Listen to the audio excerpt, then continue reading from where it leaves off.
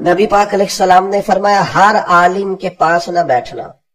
اس عالم کے پاس بیٹھنا جو تمہیں 5 چیزوں سے نکال کے 5 چیزوں میں داخل کر دے۔ یا رسول اللہ صلی اللہ تعالی علیہ وسلم کون کون سی؟ تو حضور نے فرمایا اس عالم کے پاس بیٹھنا جو تمہیں شک سے نکال کے یقین کی طرف لے آئے،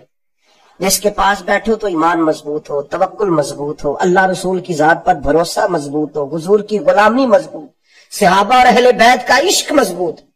جن کے پاس بیٹھ کر تمہیں یقین کامل کی دولت ملے، اس عالم کے پاس بیٹھنا۔ اور فرمایا دوسرا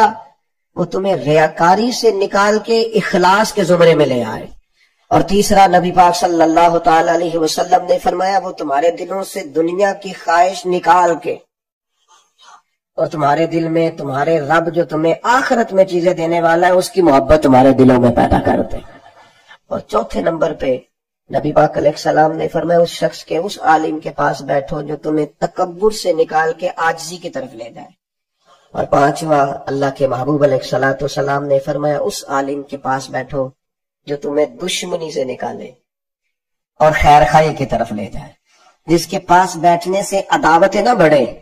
بلکہ تمہارے دل میں خیر خواہی کا جذبہ۔ یہ 5 چیزیں خود رسول کریم نے بیان فرمائی۔